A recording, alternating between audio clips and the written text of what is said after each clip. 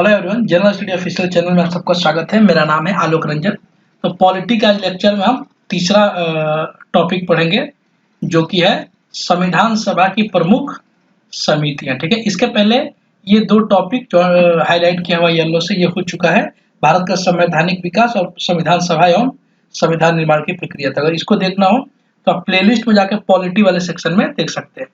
तो आज का टॉपिक है संविधान सभा की प्रमुख समितियां। तो इसके रिलेटेड जितनी भी जानकारी वो देखते हैं, फिर इसके क्वेश्चन देखेंगे। और इन सब का पीडीएफ आपको हमारे Telegram channel general study official में मिल जाएगा। तो आप उस चैनल को जरूर ज्वाइन कीजिए और इसके डिस्क्रिप्शन में उस चैनल का लिंक भी आपको मिल जाएगा।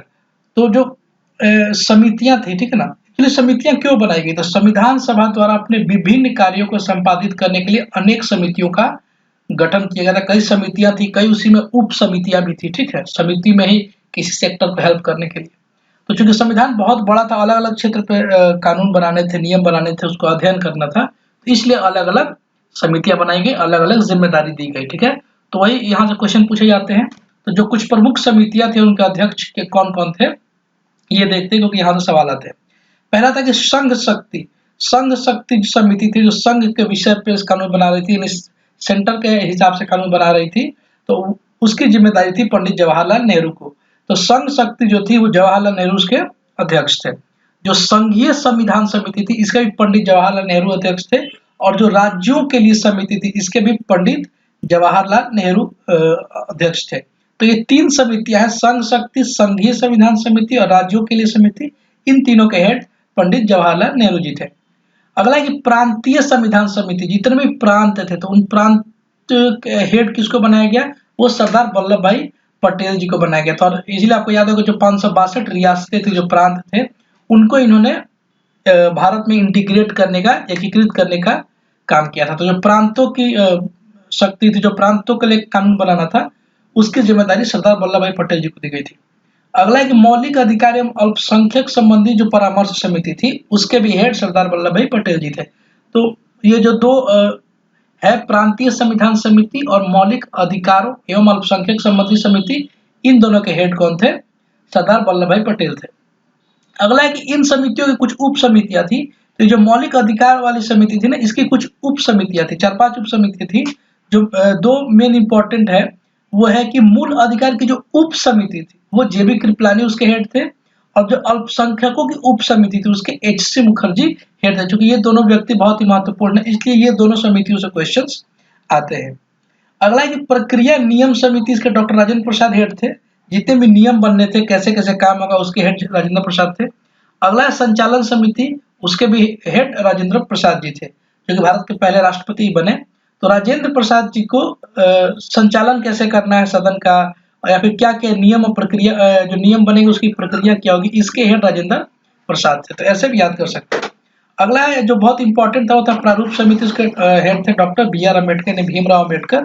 प्रारूप समिति मतलब होता है ड्राफ्ट कमेटी, ठीक है ना, जो पूरा संविधान था उसका जो ड्राफ्ट तैयार करने की जिम्मेदारी दी गई थी, वो भीमराव अम्बेडकर जी को दी गई थी। और प्रारूप समिति का इनको अध्यक्ष बनाया गया था। तो प्रारूप समिति के बारे में हम लोग अभी और डिटेल में पढ़ेंगे। तो ये सारी चीजें थी, ये सबका नाम मैंने एक साथ लिख दिया, तो यहाँ से आप इसको याद कर लीजिएगा। अब देखते हैं प्रारूप समिति।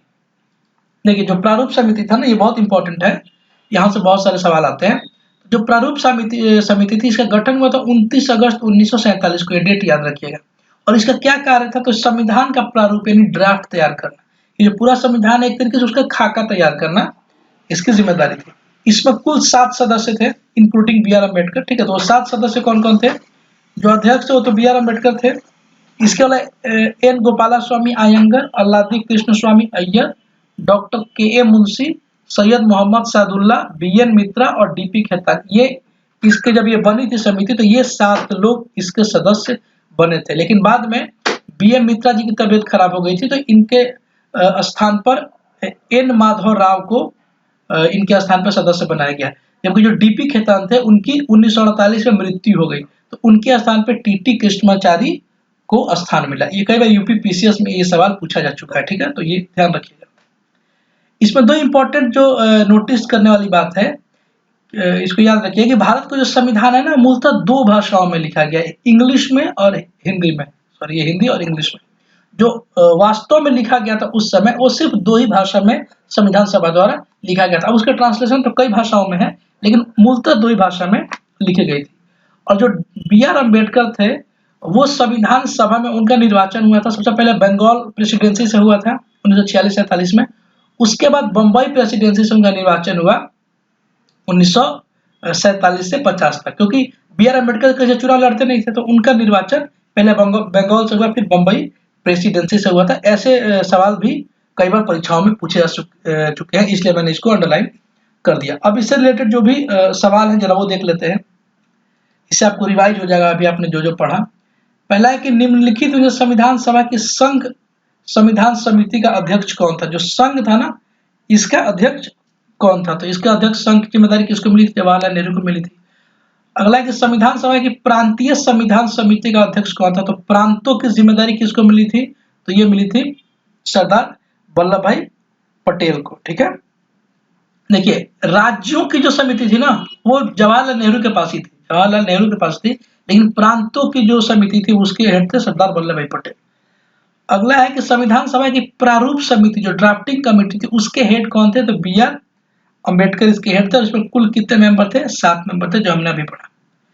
अगला है कि बी.आर. अम्बेडकर की अध्यक्षता में संविधान सभा की प्रारूप समिति में कितने अन्य सदस्य थे, तो इसका आंसर हो जाएगा 6, जबकि इसमें ज्यादातर लोग आंसर क्या मार देंगे, इसका आंसर मार देंगे 7। ये यूपी पीसीएस में पूछा गया प्रश्न है 2010 में, ये प्रश्न आईएएस में पूछा गया है।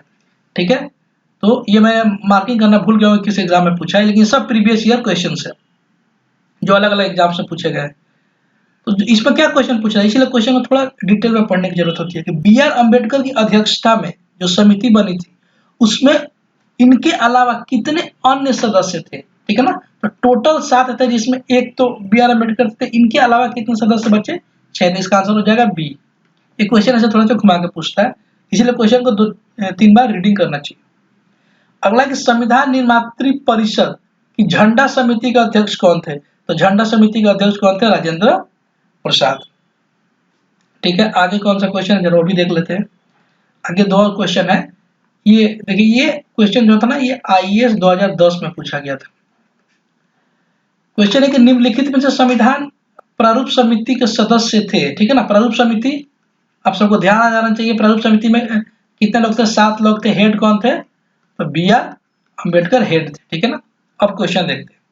क्वेश्चन है कि इसमें कौन कौन से सदस्य थे। ठीक है ना, वो चुनना है। तो पहला दिया हुआ एन गोपाल स्वामी, जवाहरलाल नेहरू, अल्लादी कृष्ण स्वामी अय्यर और सरदार पटेल।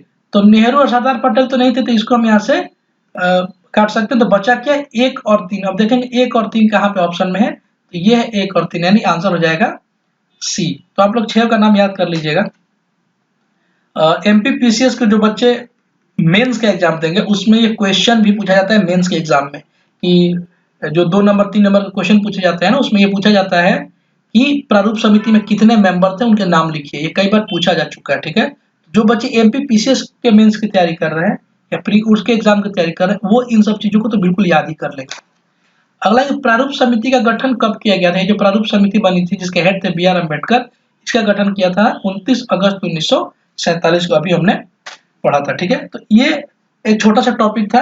अगले लेक्चर में हम अगला टॉपिक पढ़ेंगे। अगला टॉपिक कौन सा है, संविधान के स्रोत, यानी जो भी सोर्स है संविधान के उसको पढ़ने का प्रयास करेंगे। तो 3 टॉपिक हमारा हो चुका है, अब 4था टॉपिक पढ़ेंगे। इसी तरीके से हम धीरे धीरे करते करते ये सारे टॉपिक पढ़ेंगे। ठीक है, तो आप सब इसका पीडीएफ चाहे तो लिंक में जा करके टेलीग्राम का वहाँ पे लिंक दिया हुआ है डिस्क्रिप्शन में, वहाँ से जा करके आप डाउनलोड कर लीजिए, तो आपके पास एक नोट्स भी हो जाएगा आपके मोबाइल में पढ़ने के लिए। ठीक है, देखिए सुनने से ज्यादा वीडियो देख रहे हैं ठीक है, लेकिन वीडियो बार बार देखना टाइम कंज्यूमिंग बहुत है, और बार बार वीडियो देखने से ज्यादा याद होगा कि एक बार देखने के बाद आप उसको पढ़ लें। ठीक है ना, अपना ख्याल रखिए। Thank you, all the best.